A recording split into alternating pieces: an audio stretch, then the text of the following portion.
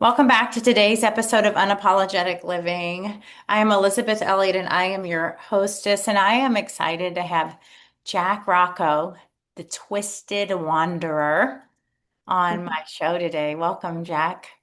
Hi, Elizabeth. Thank you so much for having me. I'm excited to be here. You are welcome. I am excited to have you, especially with well, when this show is released, it will be officially June is Scoliosis Awareness Month. And that's how I found you on the internet, on Instagram. So I always loved that.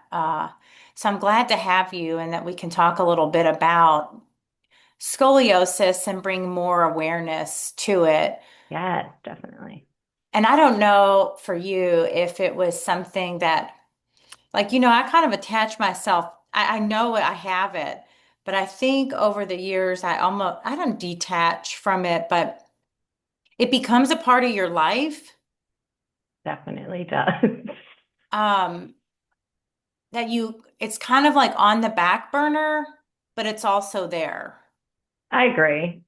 I definitely relate to that. I feel like I spent most of my life with it on the back burner just because I don't know. I don't know if you can relate to this, but when we're diagnosed, I feel like they treat it so nonchalantly, that it's not a big deal or that it doesn't need attention. So I don't know. I was diagnosed at 13. And I feel like they didn't really tell me much, and then kind of just figure it out on your own. So I definitely agree. It goes on the back burner for So, a while.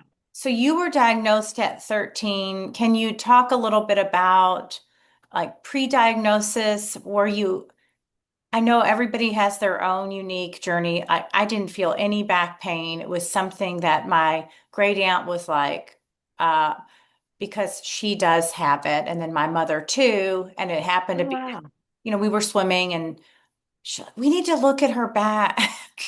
Um, but I wasn't complaining of anything. It was they decided to look me up and down. Yeah. Wow. That's so interesting because I personally, I was diagnosed at 13, didn't really experience pain until around 15, 16 years old. And then I've pretty much been in pain my whole life ever since, but I have heard some people with scoliosis never experience pain. So it's nice to meet because I've never met someone who didn't have like pain with their scoliosis. So Oh, I want to take that back. I have pain you now, have pain but now. I wasn't Okay. definitely wasn't something that like I met a young woman recently. She's 18, and that was one of her symptoms, which is why they went in. She was Okay. experiencing pain. Now she's not fused at all, but and another little girl, a mom reached out to me who I used to take care of when she was small, back pain. She's in pain, and that just wasn't an experience for me until after they cut me open. It's when I started to notice it. I, Okay. had it, they decided to operate so early. So I was diagnosed in, Gonna ask, when was your fusion? It was younger, like I was 12. preteen. Okay. Okay. 12. So could it have waited? I don't know. So you were diagnosed at 13. Do you remember? Were you Yeah. having pain before? Is that why you No. were in? Okay. We pretty much had that, what is that test called? The Adams Forward Bend test at school in Yeah. middle school. So it's like I always say like this is my second year of seventh grade. And that's when they did the test. And then they were like, okay, you have scoliosis. And then that was really it. That's all that happened until I told my parents around like 15 or 16, I think I'm in pain. And they're like, how are you in pain? I'm like, do you think it could be from this all these years ago? And then that's when really our journey began, like myself and my parents kind of went out to kind of go find what is scoliosis. And, So you were around 15. And what kind of pain do you remember experiencing at that time? oh, I can never forget that pain because I hate that pain because I find it so Right. much worse compared to like spinal fusion pain is just it's in its own ballpark. But that chronic everyday just feeling like me and my spine were at war pretty much from 15 to 25 years old until I had that surgery. It just felt like, I don't know, like on some days debilitating and you just wanting to be this 16-year-old in high school, but you're just in so much pain all the time. That's really all I remember is just being in so much pain. So it an ache? Did it travel down your legs? Because I know that can happen. Like it's hips as I'm, going into perimenopause and working with clients, it's not always their back. Yeah. Because of the back, the knees are going out, the neck, the hips. Yeah. All And of it. yeah. I guess mine was really, I can say, it was definitely back pain. And Hmm. like on some days, just mostly back pain, a lot of back pain, like feeling like I couldn't hold my neck up, just Hmm. feeling like heavy in my body that I didn't, felt like you were carrying something and you just couldn't take a rest, I guess. That's really what I hate thinking about. I haven't thought about what it felt like in so long because it was such a, like it is a relief. Like you still have chronic pain with surgery, but it's such a different type of pain. And maybe that's because the spine isn't completely an S anymore, maybe. Yeah. So now, But have you seen a Schroth practitioner over the years or no? so no, funny thing about that, I was never introduced to Schroth. I was in PT from probably 16 years old until like in my early 20s, but never was it Schroth, never heard of Schroth. Um, I think I heard the word Schroth one time before spinal fusion surgery. And when you've just reached your limits of like being in pain, you're like, my mind was probably closed off to it at that point when I heard it, just because like the surgery was right in front of me. It was happening already.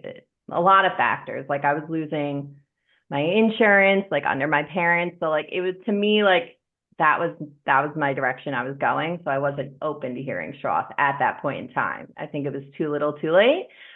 But like I'm learning all about Schroth now, so it's not too late. Yeah, me too. In the last 2 years was the first introduction to Schroth. So Oh, really?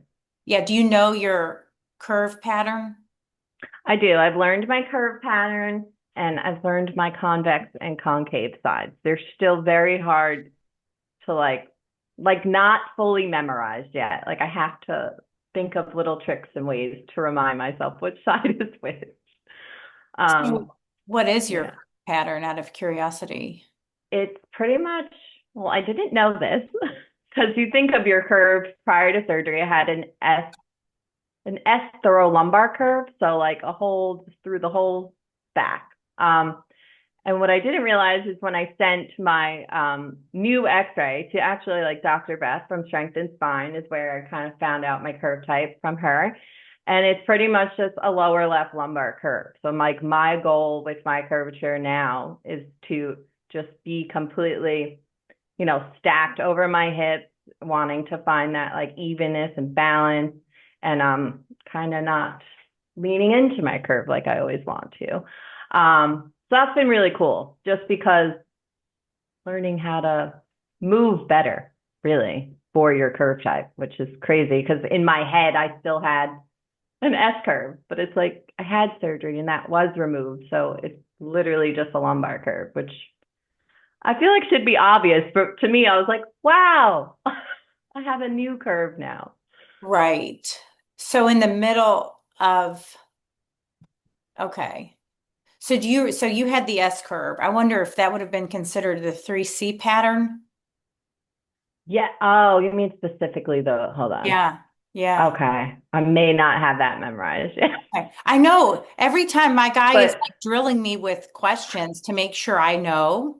And yeah, it can it's be so very hard. confusing. It really can. Yeah. It's been a journey just because like I'm glad you said it because it really is a lot to learn. So I don't think I have that specifically down then, but I'm on my way because there's just so much to learn once you realize that it really is all connected and it's not just a curvature of the spine. and it affects your entire body. There's so much to learn. I know. I know. So much to learn. And then you're getting the information, but when you're looking at yourself in the mirror, right, it's easy to get turned around Yeah, and I think. and switch it. So, he was good about helping me because I'm a 3C curve pattern. So what, can you break it down for me then? Like what is, Mm, I might have to so Google this. yeah, Like, you might. So, it's, it starts at my upper neck. It goes away from my heart. okay. And then S back, so the lumbar curve, uh, yeah, goes the other direction. So I still have an S An S, like the flow, slightly, yeah. slightly. And then Okay. the other thing that they look at is the rotation of the spine, Yeah. and have it like, I think a 10-degree rotation one way, and then it goes up and it's a 10-degree rotation the other way. See, that's wild to me. You would just never, because my whole life it was just X-rays. And it's just like this whole thing is just like in Yeah. all these different directions. And Wild. then it's something about, like you said, with the shoulders and the hip placement. So one hip pulls back, Yes. and And that's one, because of the rotation, I think. yeah, like my knee, what is that called? I had gotten rid of it after surgery, but now it's like lurking back. That drop. What's that called? When you're in Oh, foot drop, yeah, because one side is like pulling, but one side's longer. right. Noticing that for sure. And then Okay. I think my head is not over the center of my tailbone. There's a shift. So, the goal would be to Okay. get everything, in line. Yeah. It's And it's the hardest work I've ever done, actually. it it is. It's like those simple movements that they take a lot out of you. Just the breath work, being Right. aligned. I'm Yeah. like, Yeah, it's true. it's just, I wish I found it sooner. Yeah, me Um, too. Yeah, the girl that I see, she was working with the Stroth practitioner, and she's 18. She's a swimmer. Her curvature, which I don't know her curve pattern, I think it might have just been the long one, was 29 degrees. And wow. Stroth, it um, was it got down to 22 degrees. It's amazing. But it doesn't just stay there, right? Just because you've gone to Stroth, Yeah. it's not just there, right? It's Yeah. a chronic, Progressive right? little And diagnosis. so she started having back pain, more back pain again, and it's back to 28. She just started seeing Wow.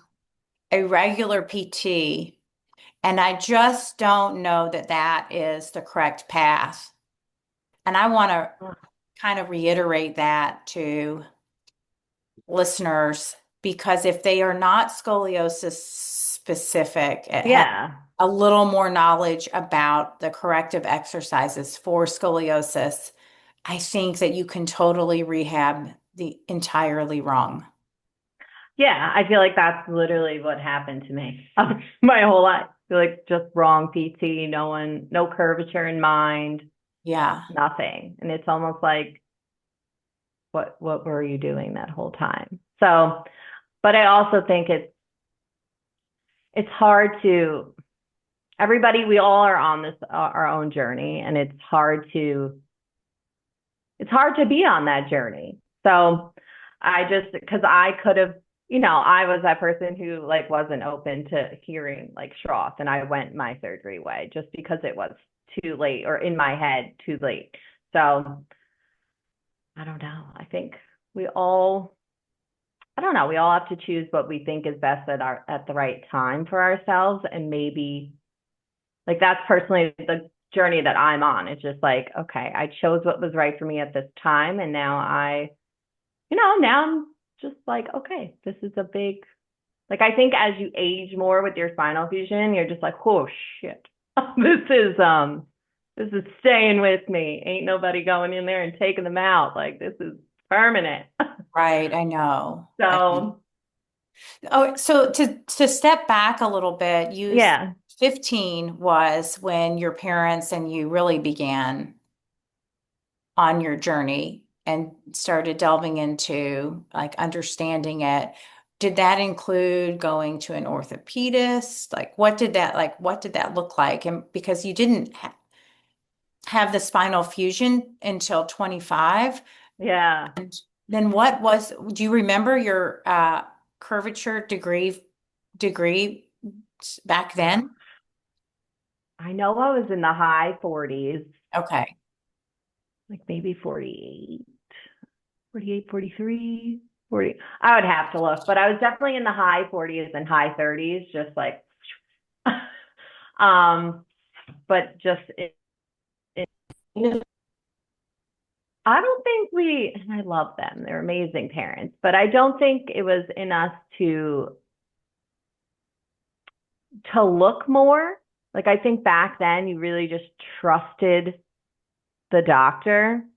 And I think that's what happened to like me, mom, and dad. Like I think we did the best that we could. Like we were like, okay, scoliosis, physical therapy, but we never really led to your own curiosity. Because to be honest, like I was 16, I was doing other shit. Like let's just be real. Yeah. At the end of the day, you do have a chronic illness and disease, but do you really realize the heaviness and the weight of that at 16 years old? I don't think so, especially when the diagnosis is treated, like I said, so nonchalantly. So I think we just did the best, but no orthopedist, none of that. But around like 18 or 19 years old, we did finally hear the word surgery for the first time. Mm. And I said, absolutely not. And I went to six doctors in total, and three said surgery and three said no surgery. And I went with the doctors that said no surgery. Mm. Yep. Um, and continued with PT, like just thinking like that was it. But I really had no idea the the depthness of what scoliosis is until honestly when I started my podcast and when I found community. Isn't that crazy? Me either. I mean, I've been living all this, it wasn't until I herniated 3 discs in my neck, Oh my goodness. doing a headstand like in 2022, I think. And that is when I thought, oh my gosh, if I'm in pain in my neck for the rest of my life like this, I can't live like this. It was so bad. And that's when I really learned that just our spines are already compromised in every area, not just where we're curved, because we're doing these compensatory shifts Yep. subconsciously to feel even in the world. Yep. Always. And that is what really, I guess, like sparked and I started really looking around and found the Instagram and social media community. And even then, he helped me with my neck, but then that led to this horrible tennis elbow. And so when you think of scolio, I started, because of the neck and being in body work, I still use my arms. And so I was doing something new with my arms and Okay. shoulders. And I was at PT and they said this OT happened to be there. So he kind of he had another gal working with me. He goes, "This is related to her thoracic spine." And I had What? just learned about Schroth. I'm like, you know what? Done. And there's a Schroth PT here. I said, I'm done here with regular PT. Going to the Schroth guy, period. And, tennis elbow's gone. Wow.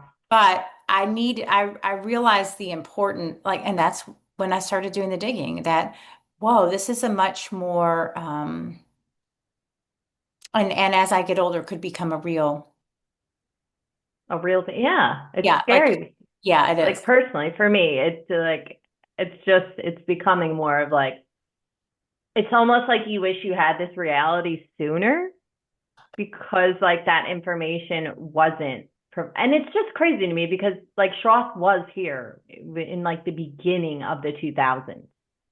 So like, I don't know. It's just so frustrating too. I'm glad that you found someone and were like, but it's just frustrating because you just wish that you understood the severity of like your life sooner than later because, there's, and especially as like a woman with this diagnosis, we have premenopause and like higher rates for like osteoporosis and things just because of that. And now you're adding scoliosis on all of that.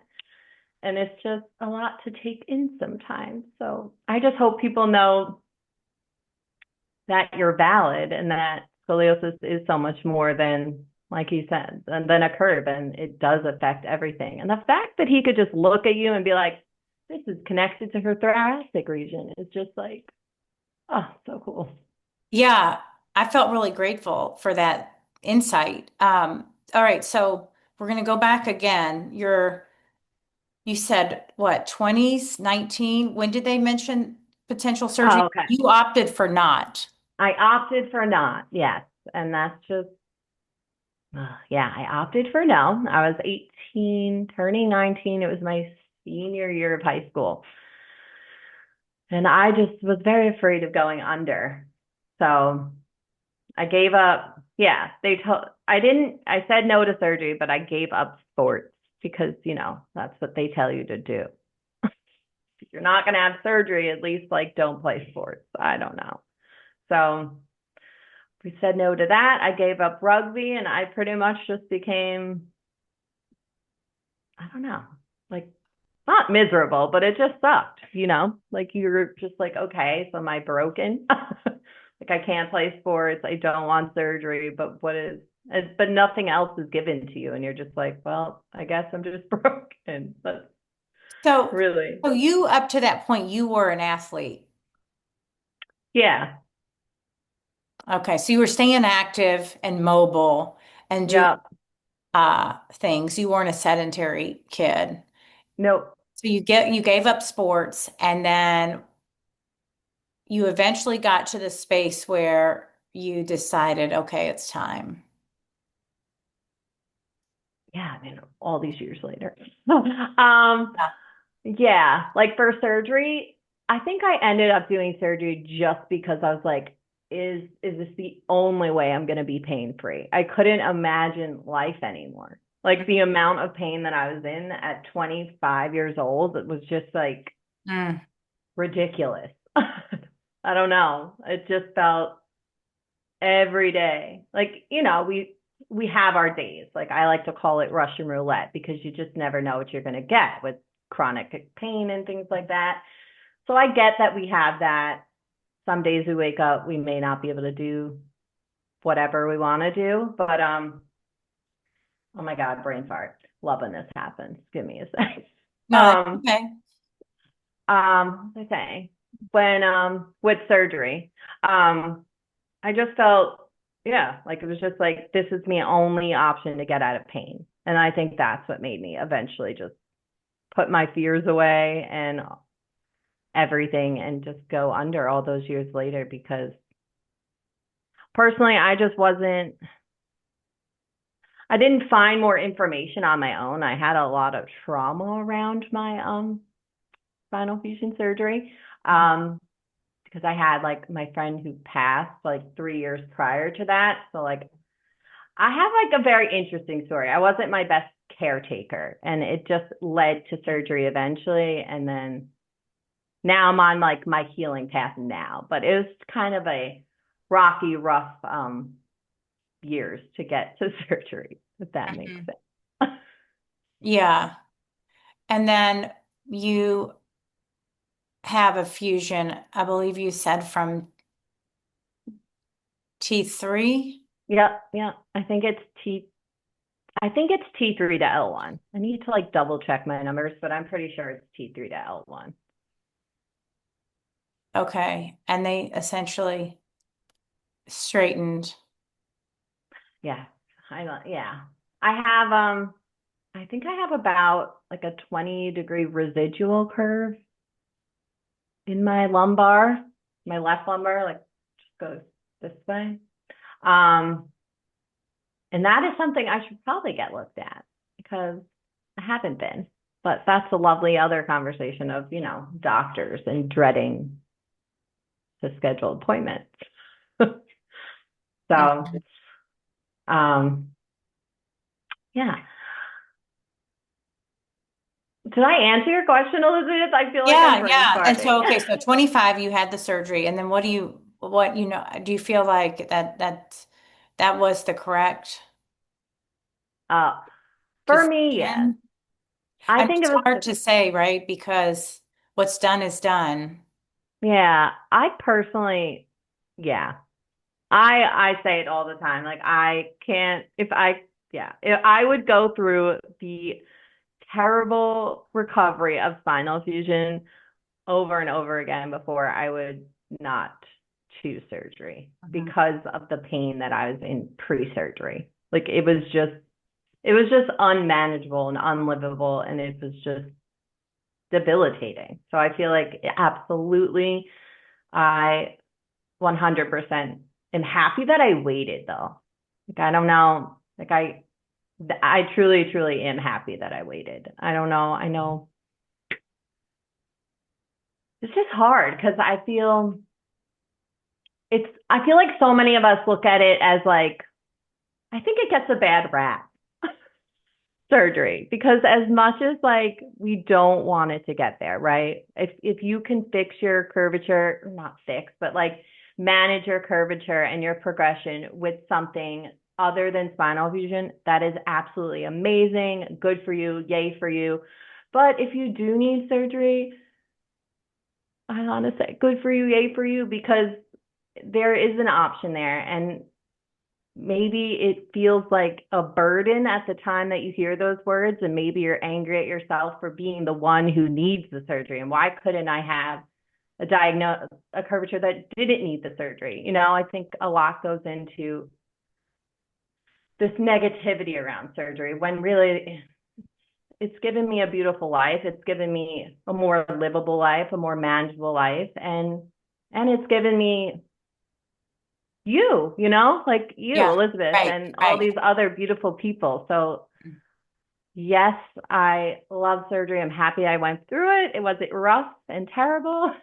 Yes, but it truly did change my life for the better. All right, so and yours was 9 years ago, Yeah, in and September will be 9 years. you the recovery was rough. Yeah, I had a really terrible recovery. I don't know. I'm just very honest about it. So just trigger warning for anyone. But yeah, my recovery was absolutely terrible. Like the first 2.5 weeks, yeah. Well, Um, okay, yeah. so first, were you in the hospital? How long were you in the hospital? I was in the hospital for about a week. I went in the 6th and I left the 12th. So yeah, September 6th to September 12th. And What were you, mine was so long ago. I have the memories are not as clear. So, but were you flat on your back? Like when did they get you up and walking? oh God. Literally less than 24 hours after my Okay. surgery. Yeah. Yeah, I was ready to fight someone. But Yeah. Well, you were on drugs too. yeah, I mean that's, I was like, please don't make me handle. walk. Are you on? Like, that was wild. They should really give you a heads up. Yeah. Right. Like, hey, you just had major spinal fusion surgery. We want you to walk now. Yeah. So when you talk about it being difficult, what kind of challenges did you face after that surgery? I faced, well, I got sick a lot. So that wasn't fun, like experiencing nausea with, a brand new spine. That's rather terrible.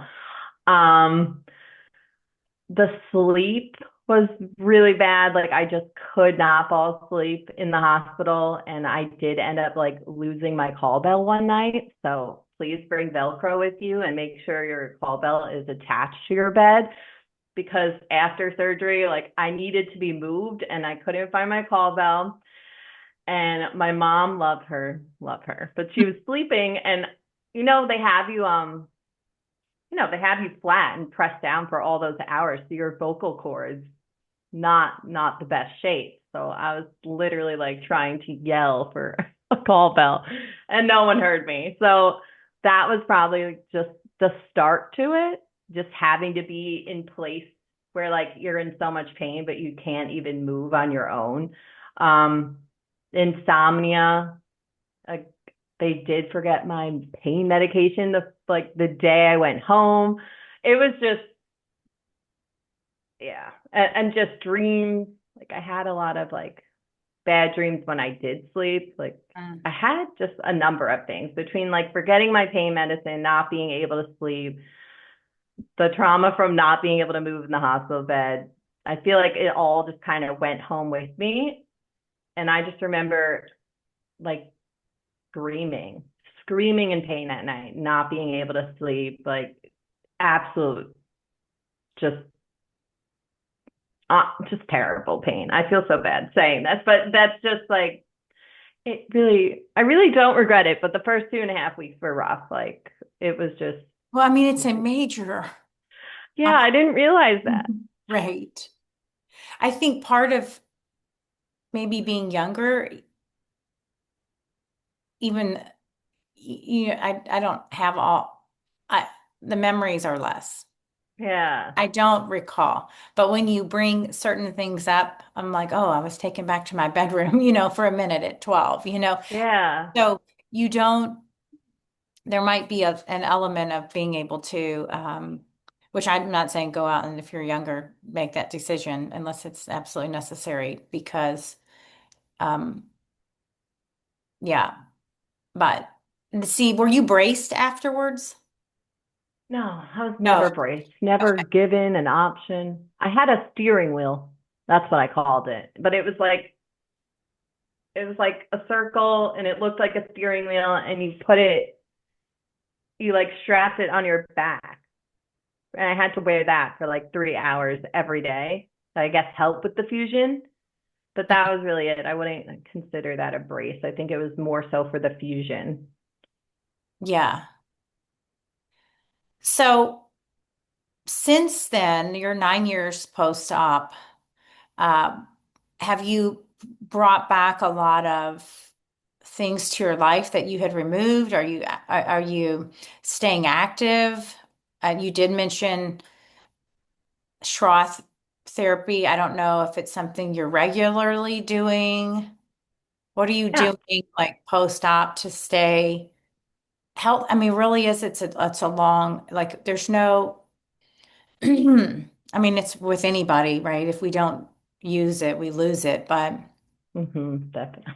um, definitely incredibly important for us to, you know, make healthy lifestyle choices for an easier time. I agree.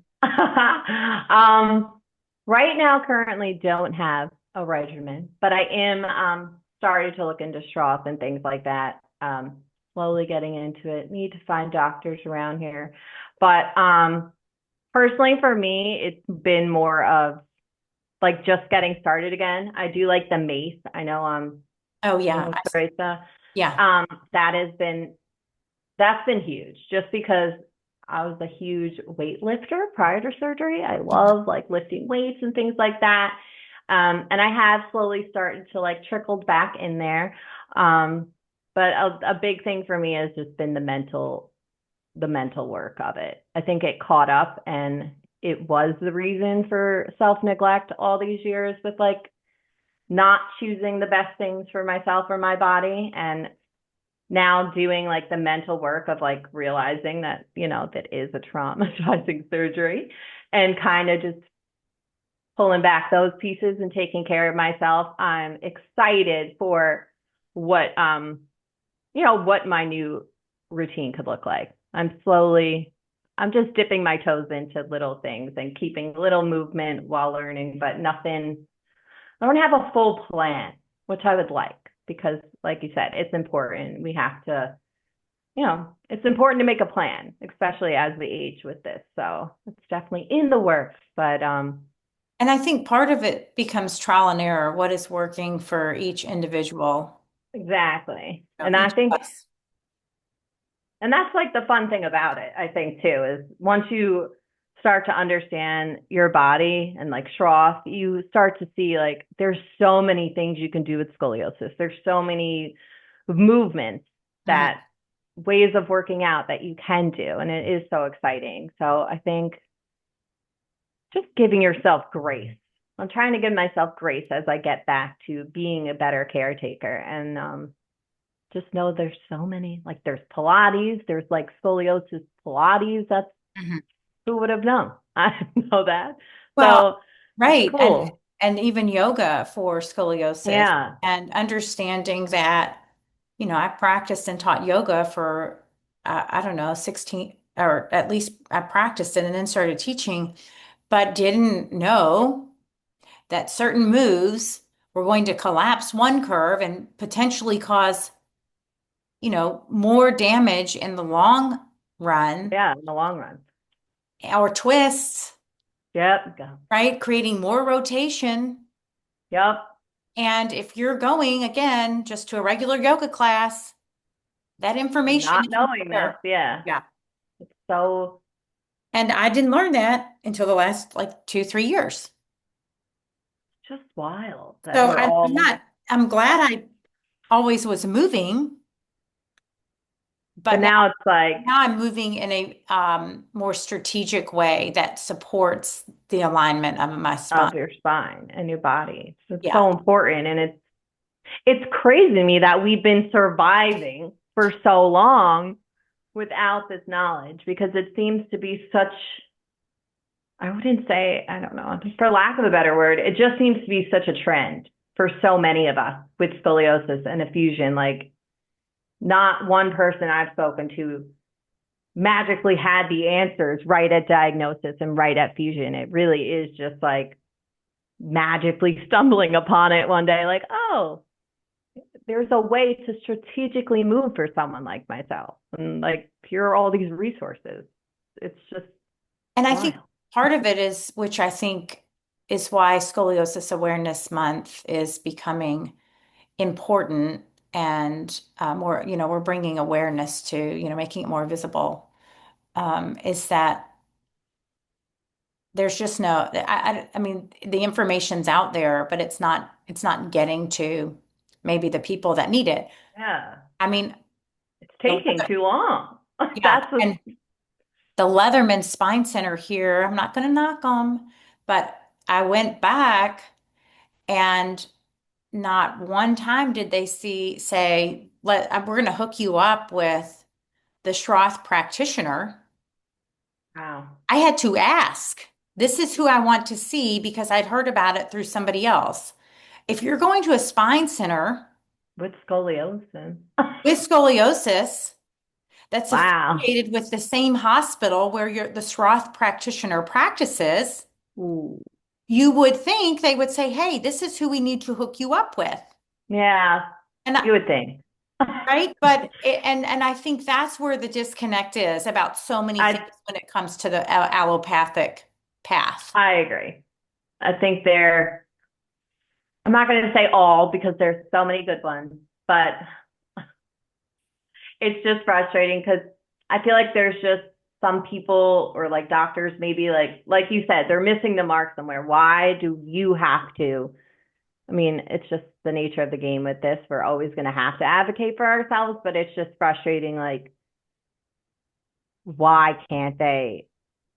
I don't know, like see the diagnosis and realize the tools that are needed, right? Because Schroth can be used for anybody because everybody has a unique curvature, unique curve type, different convex and different concave sides. Like this is all knowledge within scoliosis that we're learning. They have to like, are they not teaching it? Are they not passing it along? Do they not want to let go of old things? I don't know, but it's just, it almost feels like we're the ones pushing it out there because they're just,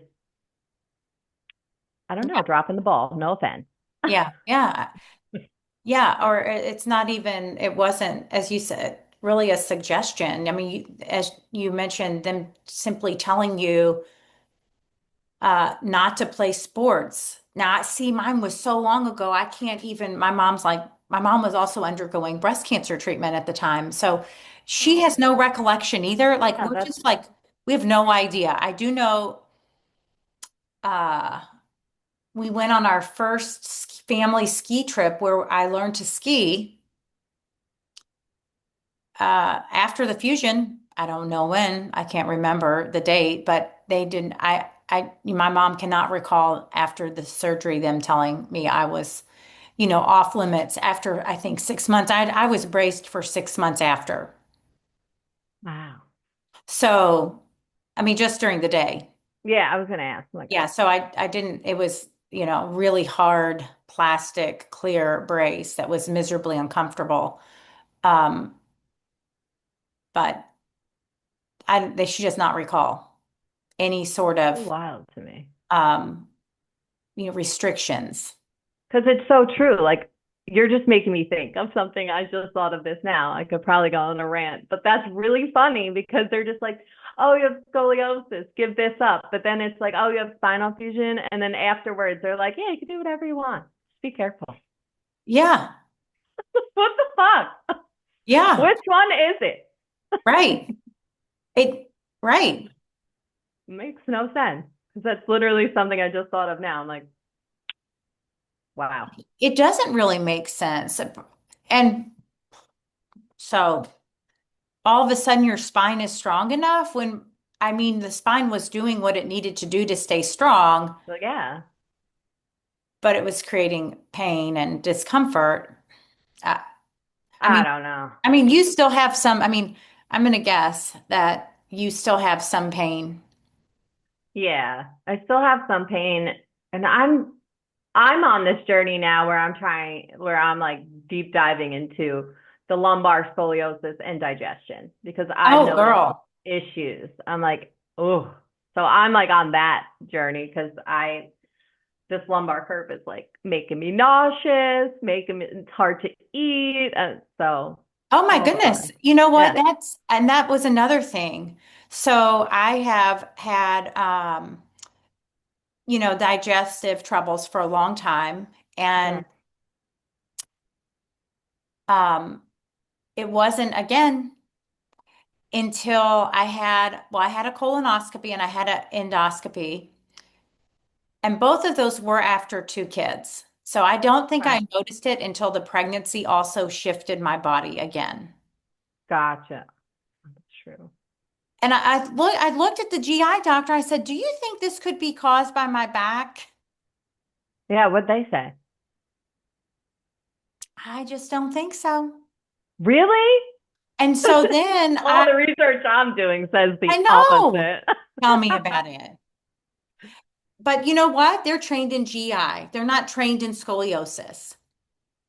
What is And that's where you can feel a little crazy that you knowing that the body is one entity, that it's yes, affecting everything. I hear you. I know. So you too. And when I finally met someone who told me they had a hiatal hernia like me and also had scoliosis, I felt so validated because no one I had not met. Well, really, I'm just meeting people. I happened to yeah, met with this girl, and she told me she had a hiatal hernia, and I was like, oh, I'm not alone. Like this really, like my intuition and insights that these could be connected are real. right. And it's so nice to it's so nice, but it's like frustrating too because you're like, I fucking told you, like doctors, you know. But it's so validating because obviously we're all gonna present our symptoms differently, but a lot of us are gonna have the same one, like the hernia, you know what I mean? And it just shows you like it's connected to everything. And yeah, exactly what you said. It just feels nice to be like, okay, I'm not being dramatic or I'm not being this, like this is actually happening. Like these things are connected. Because why wouldn't it be? I'm like, well, why wouldn't it be? Like my curve is right in my lumbar. And if I think about what's in that area, like, and can't even say it anymore, A and P. But like those organs are right there. It would make perfect sense to have a tummy ache or not be able to digest well. Right. And they just look at you like it's this fucking crazy idea. I'm like, why? Yeah. It's so simple. I think too, I had a ladies exam and the gal was like, "Oh, your uterus is way over," which I think to the right. And so, right? And I was like, I'm "Okay, like, but that's because of my spine too. Like everything's yeah, a little everything's bit moved. off." Yep. I'm telling you, what I say, I'm like, it's just like your body is in constant tug of war. So your organs and everything, your spine is just always slowly just moving. In my head, that's how I picture scoliosis now, because Yeah. I used to just picture it as, oh, my spine's pissing me off. But it's everything. It can affect, like, it affects mental health. It can affect your mood. It's just like, once you start learning all that, it's just nice to, feel more valid and at home in your body, to be like, okay, this is the why I am this way, and how do I learn how to grow with myself instead of growing against myself. I feel like is the true game of this diagnosis. I feel it's just learning and unlearning all the things that aren't true and realizing you know way more than they've led you to believe. Hmm. Yeah, absolutely. I think that's so key in, learning to trust ourselves Definitely. and then, you know, you know, gathering knowledge and then figuring out like what resonates as the best um I mode to move us forward because again, Pilates might feel good to one, the mace another. And then I know, if you get out there on Instagram, you've got weightlifters, you've got climbers, you've got dancers, Yeah. pole dancers, you have people who have figured out a way to work with their back. Yeah. I love it because Yeah. it gives you, like, for me, because I loved weightlifting, like I still love weightlifting. So just seeing Dr. Beth like weightlift was like, hell yeah. Or like Yeah. seeing an Olympic climber, what's her name? Like do Yeah. rock climbing is Ira so, Condi or yeah. Or like Meredith, who's like in Macy's Day Parades and dancing and never gave it up. Like it's really, really cool to see. They told you no, like meaning like the wait and see doctors. Those are who I call bad doctors. The wait and see doctors told you all this false information about your life and your body. And now, like, it's almost like a rebellion, like taking it back and doing all these amazing things with a curved or a fused spine because you can. yeah, yeah, yeah. Um, I know that I have a time frame today, unfortunately, because I think we could keep going. I know, I could talk to you forever. Um, but I know that you started a podcast as well, and you have a website, The Twisted Wanderer, and people can connect with you in that way.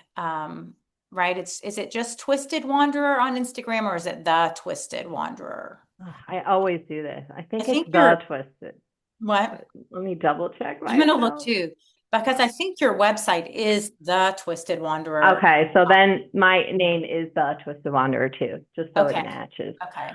Yeah. So can you share a little bit about your vision with your podcast and your Instagram? Yeah. I want to say community because I do feel it's definitely becoming quite the community. It is. That's my biggest goal is just community and to break the isolation around scoliosis and everything that it really does cause. Specifically for me, like I just remember feeling so alone and scared at 25 years old, and all that there was just research for pediatrics, which is so, so important because if we can catch things early, maybe they won't need surgery. But wasn't the information I was looking for at 25 years old. So the Twisted Wanderer pretty much just came from a little bit of backstory is I was supposed to go to Bali and go volunteer with the sea turtles, and just go live my nomad lifestyle. And then I had surgery, so I canceled that trip. Never got to go. Still planning. That will be a full circle moment. So the inspiration just came from wanting to do something fun, but needing to do what was right. And I just really created something to connect with other people who may feel lonely and afraid of surgery. And I took that to the podcast of Unaligned and Unfiltered to kind of be that place where we could all talk about it. I do share, we have grief with our spinal fusion surgery. I have grief from other traumas of my life. I also have ADHD, which can be very tricky with trying to take care of yourself with a condition like I do have. So my goal is to just showcase that it's never too late to start taking care of yourself again, and to just break isolation, build a community of people who share similarities, and just lift each other up and make each other feel safe and seen, because it's just so important to feel safe and seen, especially when you are isolated. So that's my goal with all of that, just creating community and advocating for all the invisible illnesses, I feel like ADHD, scoliosis, grief, trauma, because just because you can't see them doesn't mean they're not there. And we all need support, I feel. Yeah, I just love that. I know we do. And there is so much unseen, and you just don't know when you Never walk know. around in society to know what someone is going through. Exactly. I just feel we can make one less person alone. That's the goal, because I hated not knowing that there were other people like me that who had a fusion or had a curve. Yeah. Yeah, I mean, gosh, yeah, I mean, I knew my mother did, but, um, and my great aunt, and I didn't meet anybody else until, I'm telling you, Yeah. well, and then I ended up with a couple clients who come to me randomly, but again, they're older, they're around 70. So I still in this town do not really know someone my age who has lived with it, since youth. I know it can be diagnosed later too, because I have clients who are now showing up with, Oh, really? yeah, it can happen, I think, definitely after perimenopause. It doesn't really Oh, matter. that's true. But I Yeah. didn't know anybody growing up with it that I could connect with or relate to. And so I do think I love the work that you're doing and Meredith is doing. I mean, and well, everybody, right? Yeah. But Takes a bit. I do think it's difficult because the young gal that I see, I think she's pretty isolated too. She doesn't, she's not mentioned. But like you said, at 16, you're just kind of living your life. Yeah. And the wisdom from like 47 to give that 16-year-old, like they don't care. You can't tell a 16 or 18-year-old anything. No, you couldn't tell me shit. I was like, I don't want to go physical therapy That's today. right. Fuck that. And you don't think it's going to happen to you. You're kind of in the No. space where things won't get worse or you don't understand the importance of, and you can't Yeah. make someone 16 to 18 get it. And And it's that's, also, yeah, I think that, and it's like, it could be just because of like the grief of it, like 16's that perfect age to just live in that denial stage of grief and then you don't realize what it is until years later, but it's a good place right. to chill. Yeah.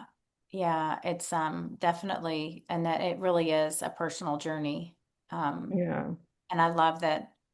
Well, I just love that we're all trying to help others. me too. Maybe just a little bit of one nugget that maybe somebody can gather from our conversation today. Exactly. It's I small. mean, and then we've done a little bit so that, Exactly. That's the goal. yeah, A that's, little, a little turns into a lot. It'll just take some time. yeah, yeah, yeah, yeah. Well, thank you so much for joining me today. It was Yes, great I know we met yeah. last week, but I we know. meet again. Thank And you for having me. I'm so appreciative of you joining me and you sharing your journey. Yeah, thank you. I love sharing it. It's fun. I like switching this. It's like I know I haven't been a guest, so this is Yeah. fun. Oh, you haven't? I think this is my second time being a guest. Okay. Yeah, I know. I haven't really either. I've been on one and it hasn't been released. And so it's fun to be on the other side. And Yeah. It's like, I, ooh, yeah, the one time. So I'll look forward to yes, our meeting again. me too. It'll be fun. All right. Thank you. You have a wonderful day. You too.